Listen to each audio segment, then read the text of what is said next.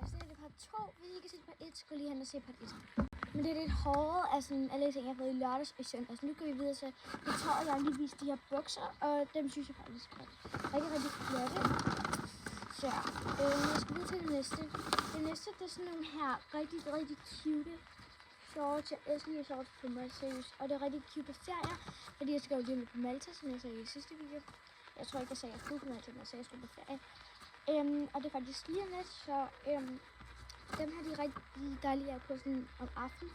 Også fordi det er shorts, og det er rigtig varmt, så ja, jeg skal videre til det næste.